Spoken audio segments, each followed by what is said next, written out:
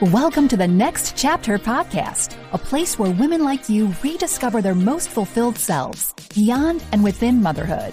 Meet your host, Andrea Hecht, life and purpose coach for busy moms, educator, and mother of two. This is a podcast where we explore what it means to reclaim ownership of your time, well-being, and personal identity outside motherhood. Join Andrea for deep conversations with inspirational women as we find out what it means to feel lit up by your life again, both as a mom and as an individual.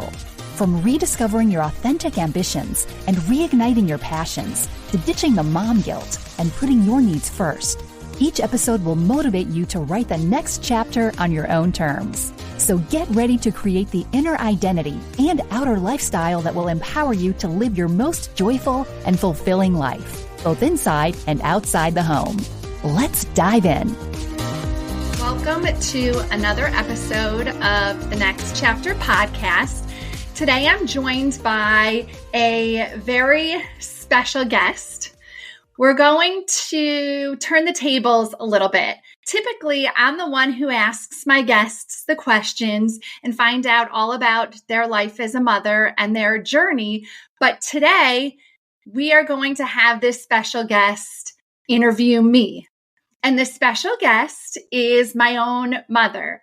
And I wanted her to be able to ask me some questions, to be able to share my own journey and how I got started and where I am today and why I'm so passionate about helping other mothers transform through their different chapters. And take it away to my beautiful mother, Pamela. Thank you. It is a real treat to be able to turn those tables.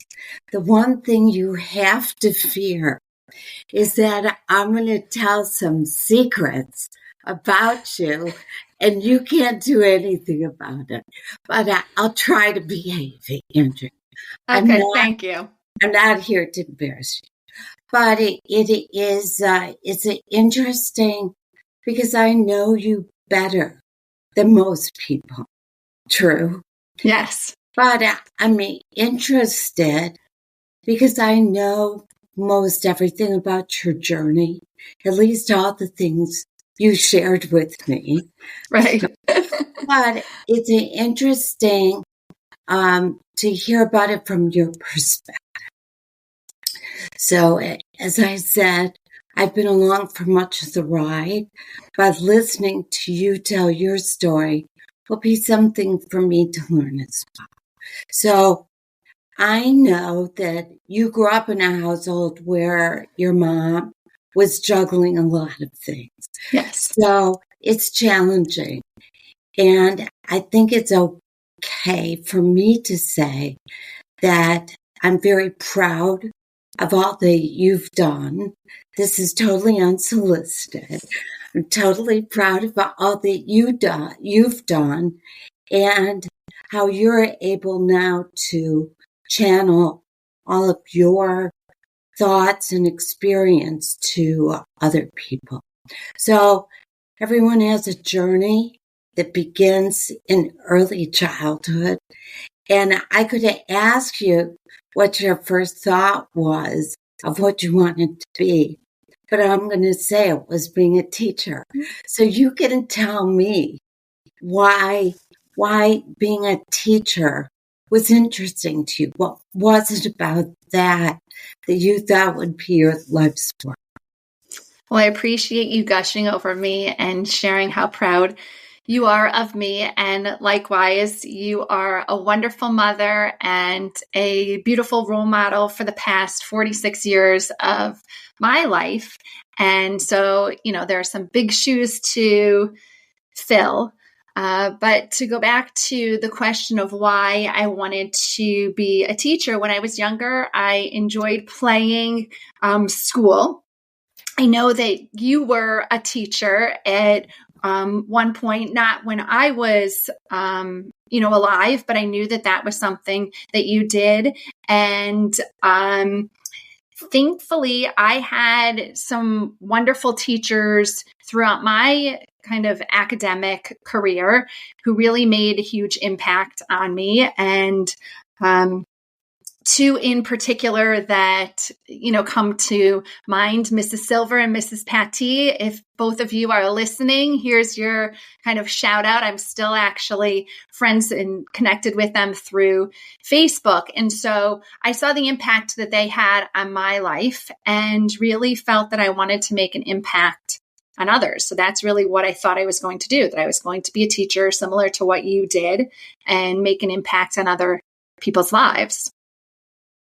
Okay. So everyone has chapters, right? Yes. Your podcast is the next chapter.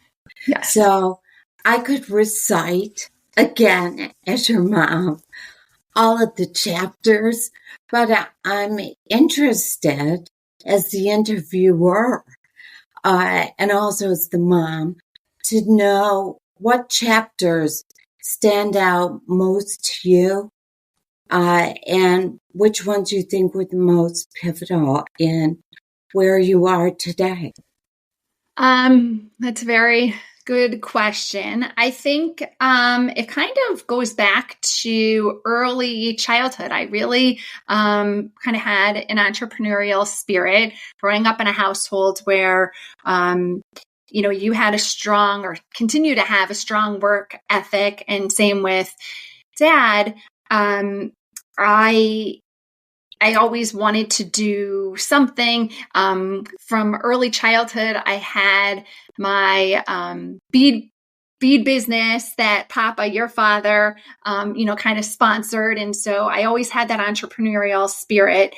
And then I think another standout moment was when I was getting ready to apply to colleges. I, again, grew up in a household with two U of M graduates and then a brother that was attending the University of Michigan and was getting ready to graduate. So kind of maize and blue was in our blood. I grew up going to all the games and always dreamed when I was sitting on kind of the sidelines looking and saying that I wanted to be in that student section at some point. And also, I am extremely independent. My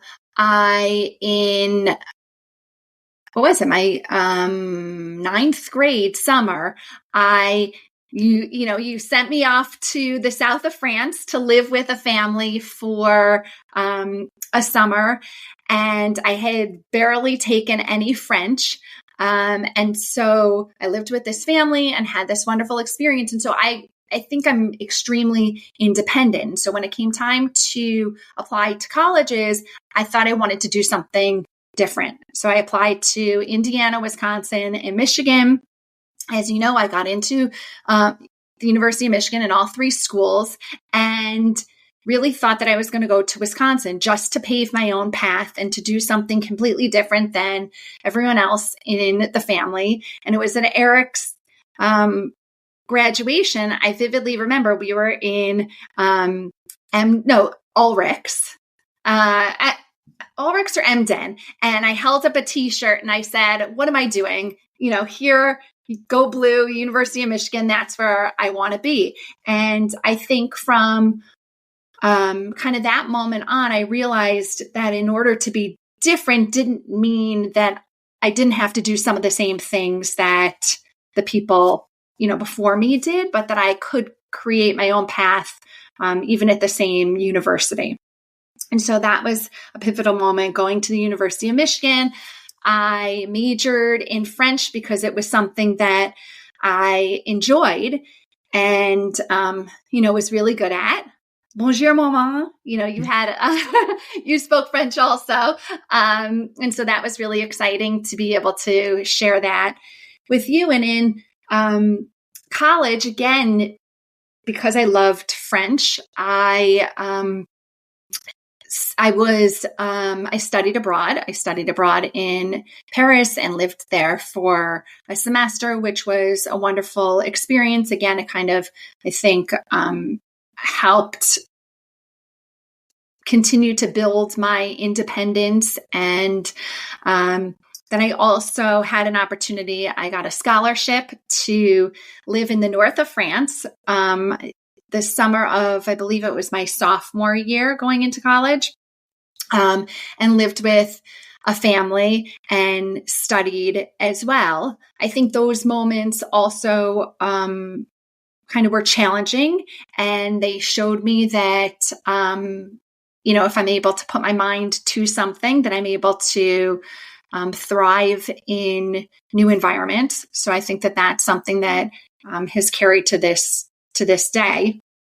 And then after I graduated from the University of Michigan, I knew I wanted to be in a big city. And so growing up in Michigan, the two big cities were really Chicago or New York. Yes, some might say Detroit, and now it is, coming back. But at the time when I was graduating, it wasn't really the city where people were moving. And I ended up moving to New York because a lot of my friends from college lived in New York. And so after, a couple weeks after graduation, I moved to New York without a job. My brother, Eric, had a friend who had a sublease in their apartment. And so I went to live with her and, again, moved without a job, but I knew that I was going to make something happen. I wasn't really sure what it was going to be. Here I had graduated with a degree in French. I knew I didn't want to teach French, but I thought perhaps working for a large corporation where they had an international presence, that might be something interesting. And so I, sent out resume after resume to companies, Merrill Lynch and some of the different banking companies, and focused on their event department. I knew a couple people, some of Eric's friends that were in the event business, and it sounded really exciting and interesting. And so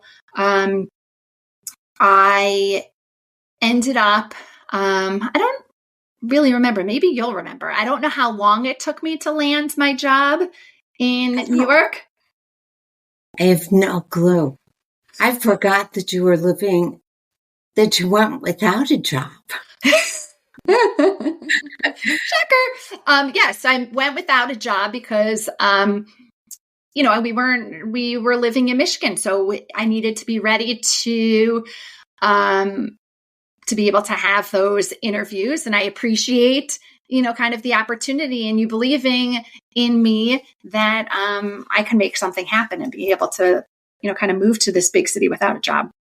So I don't know how long it took me to land this job, but I had an amazing job at Merrill Lynch. I was doing corporate event planning for the CEO level, planning some incredible high-end events when the budgets were large and people were really entertaining all over the country and world for that matter. I got to go to all the greatest restaurants in the city. I went to the U.S. Golf Open in California. Eric was living there at the time, my brother, and he was able to benefit from some of my perks too. I got him some tea times and he got to go as well. And then I went to the French Open and I remember you met me there and we got to travel after that. So it was really an incredible first experience. I learned a lot about myself, working with different people and different personalities, and really knowing that when you are up against someone that may have kind of a challenging personality, how do you kind of handle that? And so it was a wonderful experience. And then September 11th happened.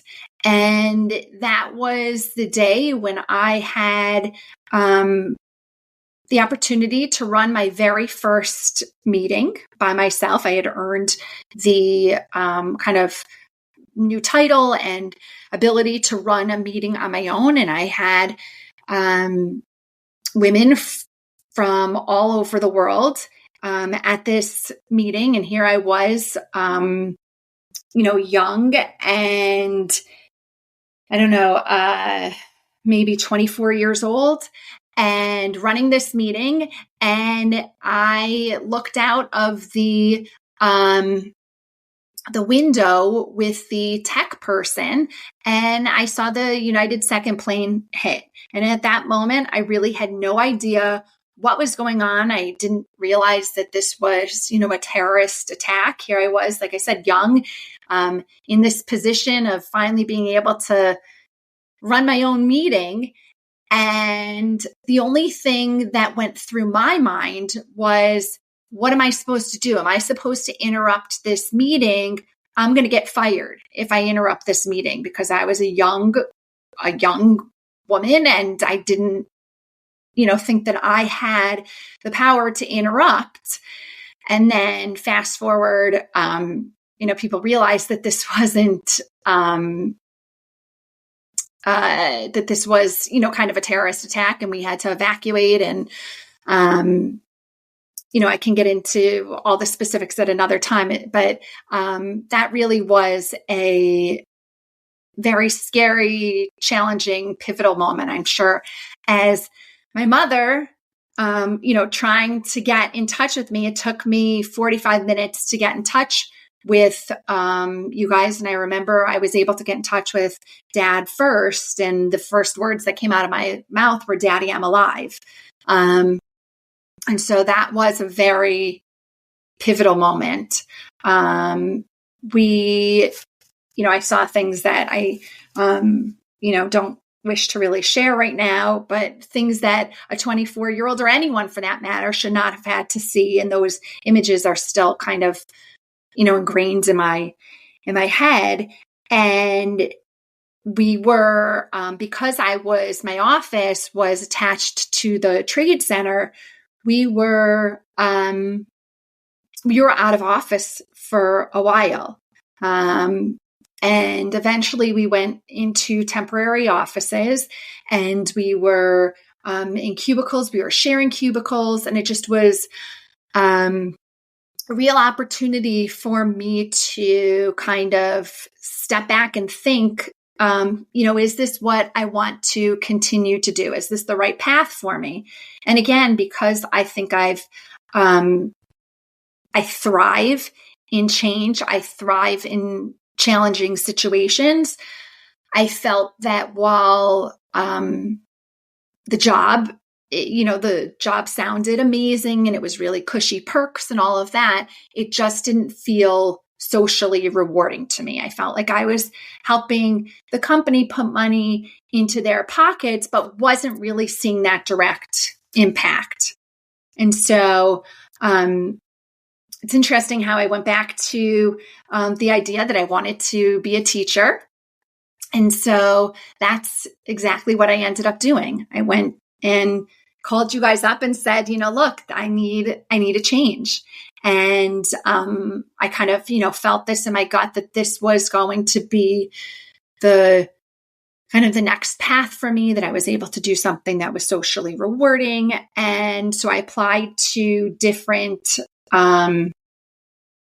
schools. I applied to Columbia Teachers College in New York, and then also Loyola in Chicago. And I felt that while I got into both schools, the best place for me was to be in Chicago, that I really needed to just get out of New York for a little while, kind of clear my head, clear my mind, and start this next chapter.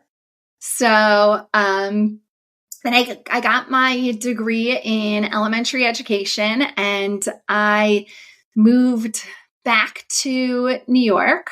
And I was teaching 3rd and 4th grade for the New York City Board of Ed. I was commuting from the Upper East Side to Brooklyn, and I loved it. I had an incredible classroom, wonderful people that I worked with, wonderful community of students. I really connected with my students. I was asked to loop up from 3rd to 4th grade, and was really able to see the impact that I was making. And then I had gotten married, and I ended up, getting pregnant with my now 15-year-old son. And I decided I finished out the school year, and he was due in July. And I felt like it was important for me to take a childcare leave, being that I was an educator now in education.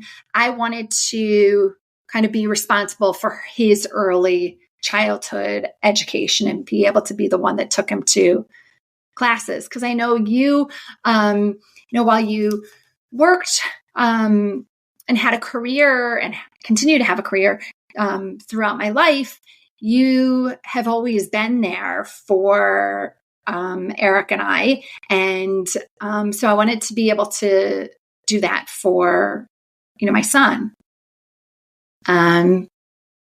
And so it was at that time that I spent time with him going to all the different classes. And then little Miss Sienna came along. She is now 11, going on 12 at the end of October. And again, we are living in the city. And then we decided to move to the suburbs. Brad, my husband, and I both grew up in the suburbs and had wonderful experiences as children. And so we wanted to be able to do that kind of for our own family.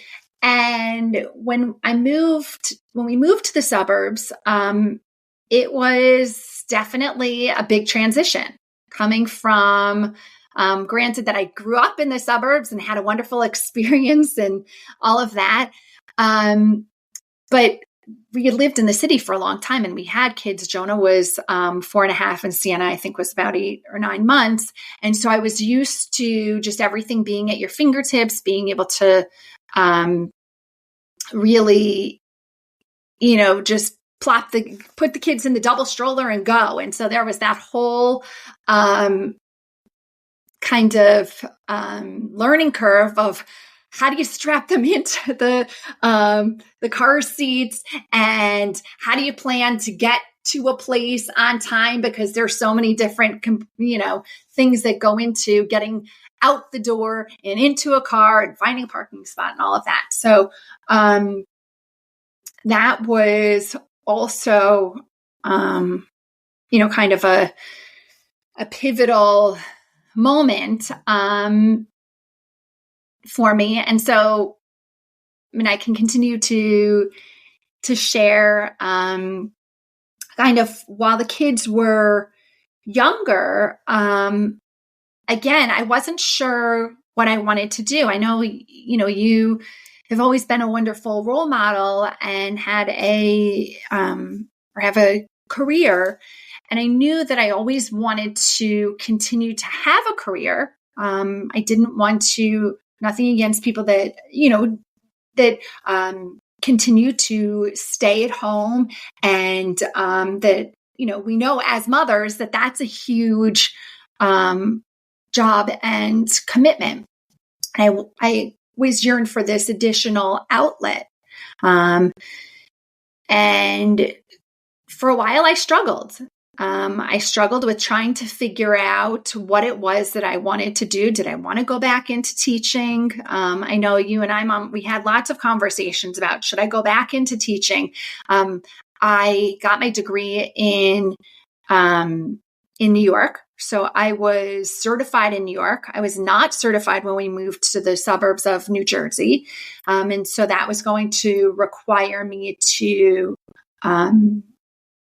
become recertified.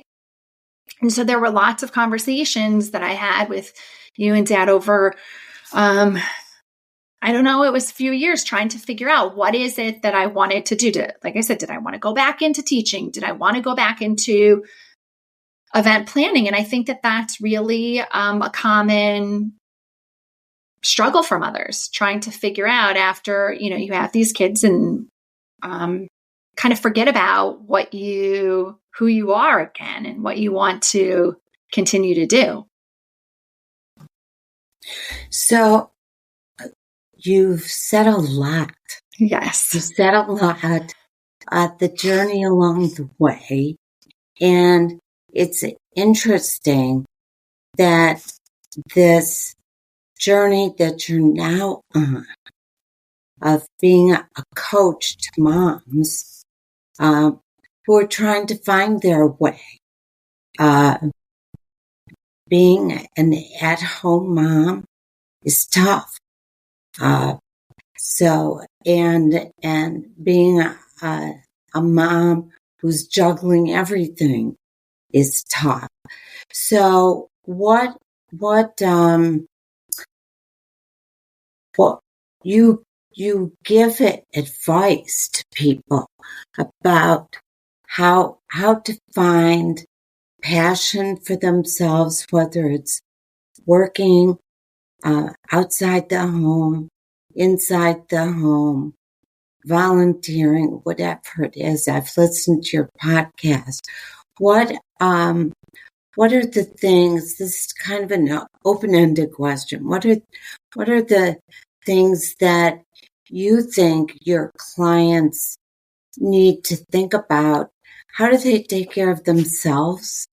I've seen you struggle. I've struggled. We all struggle as moms to fulfill everyone's needs on our own. So let me just open this up to you to share advice that you give, what you think is important to share. So yeah, I shared a lot about the beginning of my journey, and then once kind of I had my kids, it things changed. It shifts. You become a mother, like you said, and you're trying to juggle a lot. Now you have, depending on how many children you have these other people and their needs to kind of take care of, and usually, your needs kind of get pushed to the back burner. And that's kind of what happened for a while, that my main focus was 100% devoted to the kids and their needs. And they were, younger, and they weren't in school for that long. And so I always share with my clients something that really helped me, is that I kind of reconnected with what my values were. And one core value was being able to kind of give back to the community. And also I had a strong value of wanting to, work outside of the home and make my impact in some way outside of the home. Again, having, wonderful role models, you as a woman and mother, and dad as well. And so I kind of share based on my own experience with other mothers that, like, when you're struggling and you're not sure where and what to do next, kind of reconnect with what your core values are. So for me in particular, I really liked serving others. I really liked informing and inspiring others. But I felt like I didn't want to be back in the classroom. It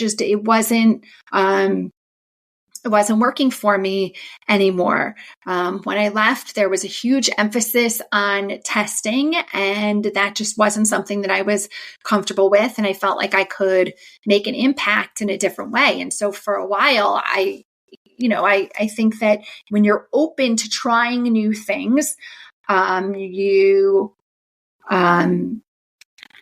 you can see that there are many different opportunities. I think also people struggle because they're afraid if they don't continue to do what they were doing before, some people might feel that it's kind of a failure. Like, here I invested in going to graduate school, and how could I not continue being a teacher? But I think that if you are open to trying something new and realizing that whatever skills you learned from your previous experience, that you can use those to pull forward. I think people kind of just get so stuck in their ways, and that it's important to continue to grow and evolve. And part of that is change. Like, you can't fight change. Days change, weather changes, seasons change, all of that. And so, for myself, and then now what I share with my clients based on my own experience is that lean into that change, and that you can pull from what you loved from your previous experiences to kind of propel you forward. And that's what I did. So I ended up, as you know, and you're a huge supporter of me in whatever I do, I got involved with a company called Beauty Counter because it allowed me to kind of do something that was flexible because the kids were still young. It allowed me to do something that I felt was socially rewarding, educating people how to make safer product choices for themselves and their families. And it also allowed me to take some of my skills of kind of event planning, because I had some events, and pull those together. So again, I guess to continue to answer your question is that in moments of struggle, go back to your values and lean into change, to challenging yourself. Well, it's interesting also because you also had your own column. Yes. In the local paper. And so again, it was, you're a good writer, and it was not, as far as I know, it wasn't a paid position. Right. But it allowed you to share your voice and to provide information that would be helpful to others. And so whether it was, I think the thread I see throughout your life to date is being able to embrace change and to teach others, whether it was through your column, whether it is was through the event planning, showing people a good time, and now through your coaching. So I love the name, The Next ChaptHER. I love that when you first said it. And I know you have a number of podcasts that this will be the most recent one to be broadcast. But you share stories of other women. So if you could just speak for a moment about that before we wrap this up, that would be great. Yeah. So I think one of the reasons why I started the Next ChaptHER podcast is you kind of touched on it, that I thrive on inspiring and informing others, that making a difference and making a huge impact on other people's lives is something that is a core value of mine. And so when I went back to school to get my certification for coaching, I felt that I could do group coaching, I could do one-on-one coaching, but there are only a certain number of people that I could touch with my services. And so the greater mission of kind of my business platform and just in general is kind of to have this legacy piece where I built a community, the Next ChaptHER community of mothers who get to share their stories and inspire others. So if I can't, work with you one-on-one or in group coaching, but that you have a community of other mothers that are going through life and experiencing many of the different things that you are feeling, and that you have a support system through the Next ChaptHER community. So that's really why, I wanted to be able to share that, because when you listened to the different episodes, it's been since, I think 8 or 9 months now, there are a lot of common things that mothers struggle with. Like you mentioned, the balancing act, really trying to figure out who you are again, spending time for yourself, and that hopefully people can find kind of comfort and support in hearing each other's stories. So that's why I started that. And that's also why I'm so passionate about the coaching work that I do, is that I get to share based on my own experiences, in my own journey, in my own transformation, what I wish kind of I knew along the way, that maybe it would have sped things up for me, or not that anything is a race, but that I am able to take based on my own experiences and share with other mothers and help them along their way too. Okay. Well, I think that's a wrap. But I have to say one thing as your mom. I'm very proud of you, all that you do to take care of yourself sometimes when you can put it in, because we are all still a work in progress. 100%. And we do learn from our past, hopefully, that even a painful past can really help frame things for the future. Mm-hmm. And so all that you do for yourself, for your family, and for other people. And I would like to say one thing as your mom. This is to all the clients out there, prospective clients. Any client you work with is lucky to have you as their coach. Thank you. I appreciate that. And it's been an honor to be able to have my own mother help me share my story and kind of the journey that I have taken to get to this point. And I appreciate you being a huge supporter of me, as well as being a part of the Next Chapter community. Thanks, Mom. Love you. Love you too. Thanks for listening to the Next Chapter podcast.